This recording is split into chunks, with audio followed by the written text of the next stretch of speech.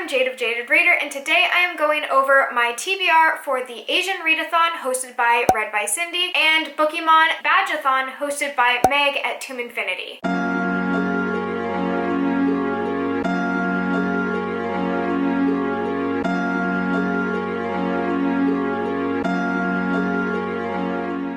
I know May is going to be a busy month for me. There's a lot of readathons going on. However, I had to narrow it down to 2 because my spring goal list had me doing 2 readathons at the same time, and these are both months long. I put a lot of thought into this. Well, I put a lot of thought into my alternative because I am a co-host in Bookemon. I knew I was for surely participating in that readathon. There's so many other readathons going on in the month of May that I would love to participate in, such as Mentalheathathon and SailorMoonAthon. I will have their links down below if those are something you might be interested in participating in, if you do more than 2 readathons a month, or if you are just looking for a readathon to participate in. Those are also excellent choices. It was very hard to narrow it down. Now for the Asian readathon, I really loved the twist that Cindy added to the prompts. The prompts are actually fairly easy. I was able to complete the prompts within like 2-3 books, so this is not a difficult readathon. However, you have to read books by different Asian ethnicities, so you can't just have an entire TBR filled with Chinese authors or Chinese works, though that is totally awesome. She wants to be as diverse as possible, and I really respect that. So I definitely did my very best. Now, apart from doing readathons and booktube and stuff I do on here, I am now halfway through my term, and I haven't gone over my classes yet, but I'm taking Japanese literature, Japanese film, and a Japanese manga class. I definitely have a lot of Japanese authors, Japanese characters, and just Japanese work in general that I will be doing this month, but I do have my prompts fulfilled for Asianathon, and those will be separate. And I've constructed my Bookemon Badgeathon badges to kind of coincide with those. So if you're looking for Japanese books to use for the Asian Readathon, I have quite a few recommendations for you. If you've already had your Japanese Readathon prompt fulfilled, I might be less useful, but these are still books that I would definitely keep your eye on because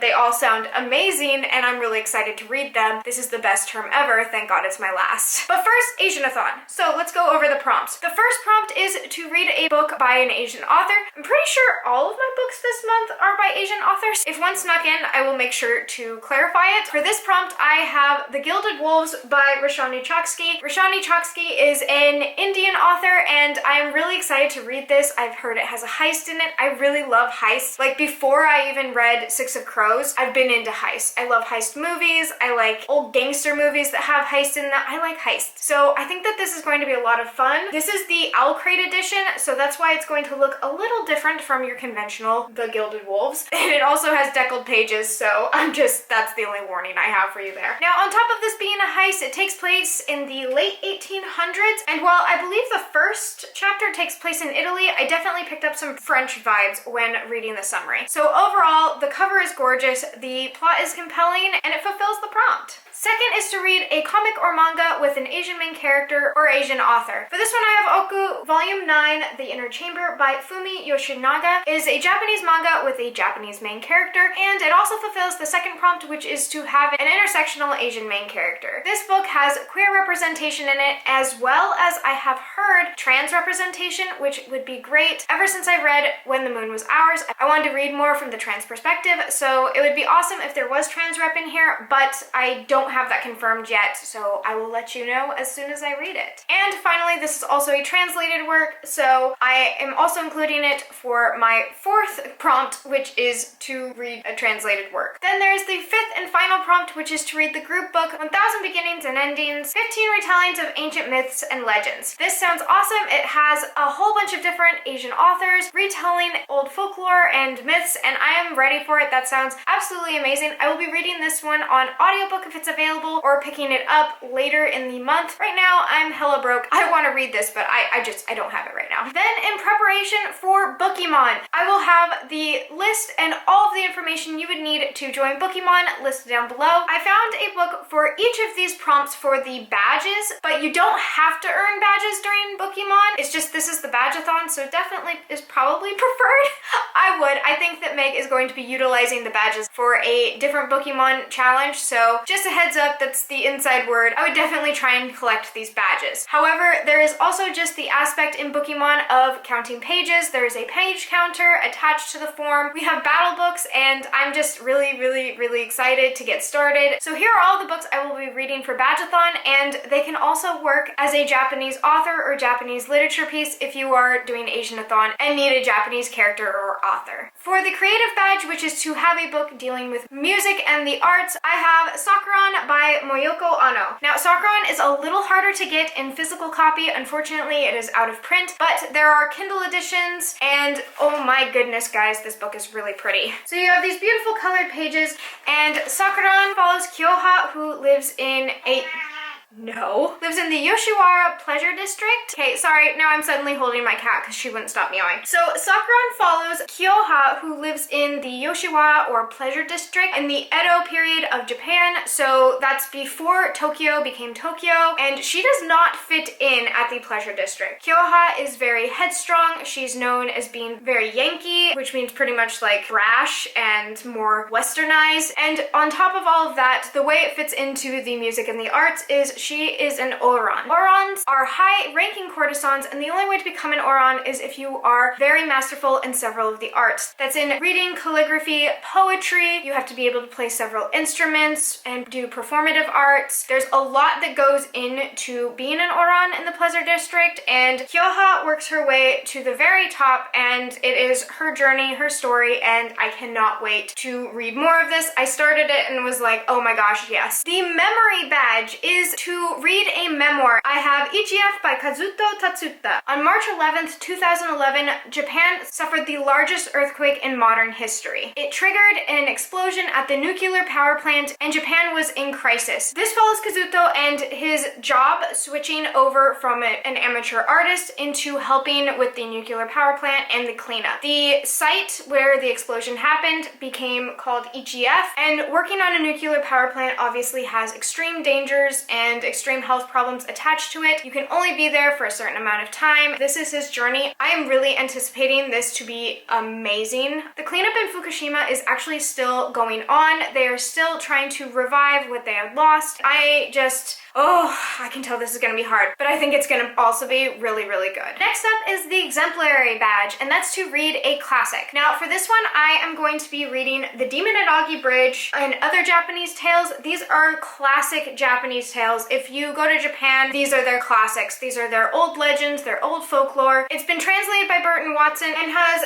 very famous legends such as The Demon at Augie Bridge, which ends up being the title sequence here, as well as several other setsuwa, which are kind of like their small tales, messages, or lessons attached to them. These are old Buddhist legends. So if you'd like to read something quickly, this is a whole bunch of really small tales you can cherry pick through. It fulfills plenty of prompts, and you can enjoy a classic that's not brought up very often. And then there's the pictorial badge, which is to read a manga, graphic novel, picture book, yada yada yada. It's pictorial, and I am choosing She and Her Cat by Makoto Shinkai. Now, I just received this book as a gift. I have no idea who from, except for that they're an INFJ, but if they do end up watching this, it said they wanted to support my channel. This is so kind. I really wanted this book, and I'm really excited by the idea of a book about a girl who lives alone with her cat, which indeed is the premise of the story. I've heard that there are quite a few sad parts in this, and that it's somewhat melancholy. It's also kind of just a moment in the life of a girl and her cat living alone, so just keep that in mind. I'm fairly sure that this has loneliness in it. And for the Amour badge, I have Tokyo Tarareba Girls by Akiko Higashimura. So, okay, this is fairly, like, brand new. Oh, by the way, Amour badge, contemporary romance, it's cutesy, this is cute, I can't wait. You have a girl Rinko who is in her 30s, and she wants to find somebody by the 2020 Olympics. This takes place in Tokyo. It has this girl trying to find her soulmate, and it sounds really cute. I've heard good things about it, and I mean, I have to read it for class, so oh no, what a nightmare. It sounds really fun. I think I'm gonna fly through it because, like, yes. I know that quite a few antics happen while she tries to find this soulmate. I'm really excited to find out what those antics are.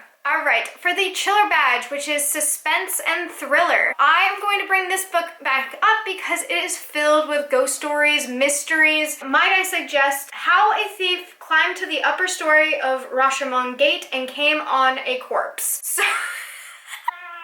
I know, I can't believe I said that out loud either. Came upon a corpse is, I think, a better translation, but oh well. I already said it out loud and I don't feel like repeating it. There's also a more modern take on these stories, and they're by Ryunosuke Okutagawa in Rashomon and 17 other stories. Okutagawa is known for pretty much using old Japanese legends and modernizing them, adding twists, adding depth on Japanese culture at the time. These stories are pretty darn creepy. It has the same story I just repeated. It's called Rashomon, and there's more mysteries such as the Bamboo Grove, which is more of a suspense, and I am not finished with them, so I will be reading these as well. Deviating from my class list, I have the Fantastical Badge, which is to read a fantasy book. I started this book, absolutely loved it, and just ran out of time. I know I won't get to it this month, so I want to read The Beast Player by Nahoko Uehashi. You have Erin's family, who consists of her and her mother, and they are guardians of an ancient, think snake dragon, like water dragon. They're gigantic snakes, and they have magical properties. They're also incredibly lethal and dangerous. Erin's mother is in charge of caring for these dragon snakes, which are called Todo. So when something goes wrong and the Todo that are in her mother's care end up dying, Erin ends up being on the run, and she goes to live with a beekeeper. There's a lot of mysteries surrounding Erin, her background. I'm over 100 pages in, so I can say if you are looking for a book to read with a Japanese author and a Japanese cast, and you'd like to pick up a fantasy, The Beast Player is definitely going to be that book. For the Rainbow Badge, which is to read an LGBTQ+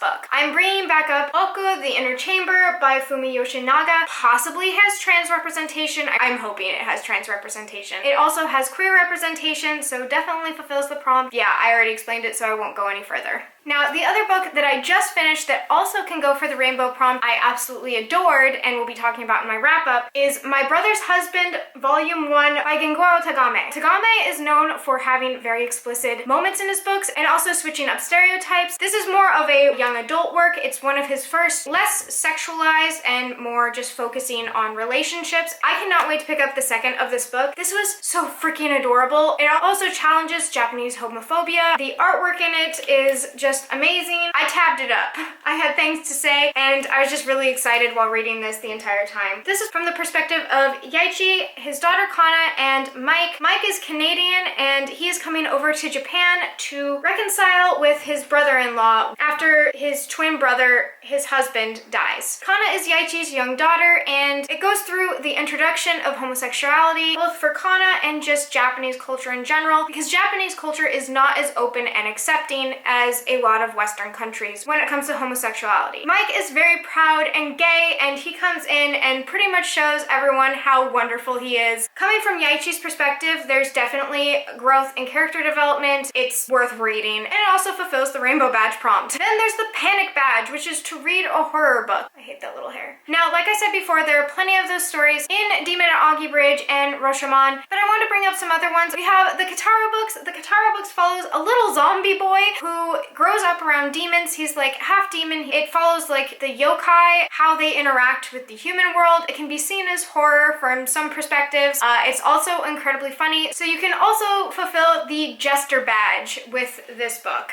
And then, of course, there's Death Note. Is definitely like a very gritty, suspenseful, horror-filled book. It's creepy. It's mind-blowing. I have read Volume 1 and I really, really liked it. I need to reread it. This is the Black Edition. I would highly recommend Death Note if you are looking for just like a book that messes with your mind. All right, then for the Know-It-All Badge, which is to read a nonfiction. I actually don't I have my Japanese language books. I don't know if those would be useful. If you want to, let me know and I'll list them in a comment to you. But otherwise, I have this book, which I absolutely adore. It's called All About Japan, Stories, Songs, Crafts, and More by William Moore and Kazumi Wilds. Now, this book really is a lot of different things as it describes. It has stories, it has songs, it has small crafts. When it says more, it's Japanese terms, Japanese writing, and poetry. So you can fulfill that prose if you want to by reading the poetry. It has different things about culture. It really is the cutest little introduction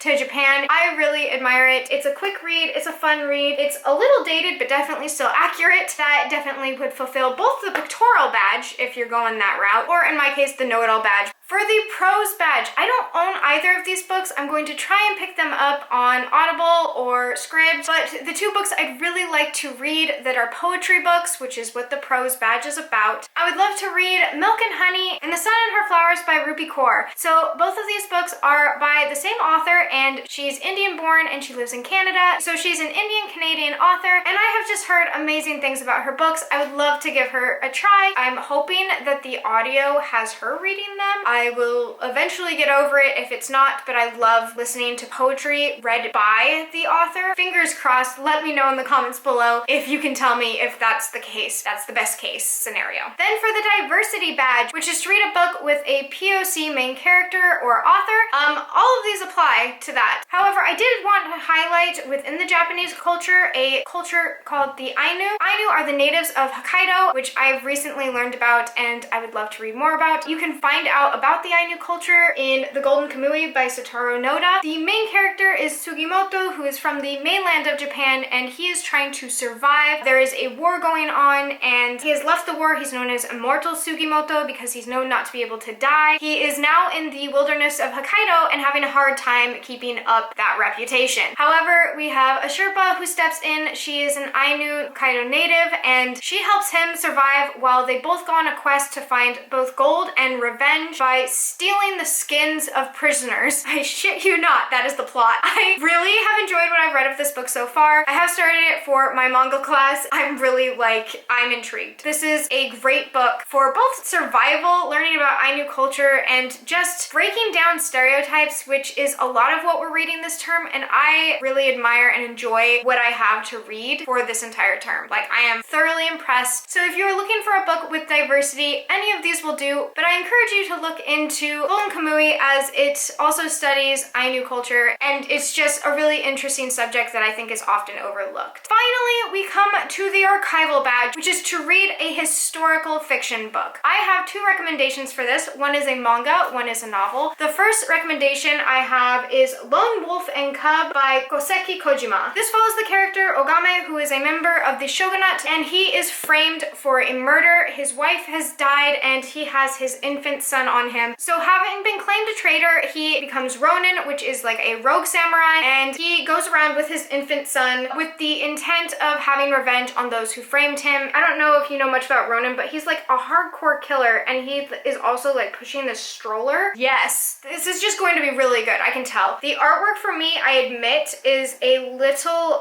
intimidating, more like realistic artwork, and that can be a little hard for me. I usually go for more iconic, but this looks really, really good. This is a little bit more out of my comfort zone for what I usually read for manga, and it's gigantic, and you can read it too. Then I also have The Eternal Zero without the dust jacket. It looks like this. This is by Noki Hayakuta, and it is a military book about a kamikaze pilot. I honestly don't know much about it. I know that a trigger warning for this would definitely be suicide, which is a trigger for me. I am a little nervous to go into this book, but admittedly, I have to read it for class. So I'm anticipating that it might be a bit hard for me to read. If that's not a trigger for you, if you're interested in like the mindset and psychology behind it, I think that this might be a very good book for that. But if this is triggering for me, I will DNF it. I will put it down. I've had that happen before, or I've had to skip scenes before. I can't really skip scenes in this book because there are weekly quizzes on it. I just want to put it out there that if you have a trigger and you are being assigned a book that deals with one of those triggers, to go and talk to your professor about it. I let him know that it is a possibility that I'll have to set this book down, and he said he would work with me on it, and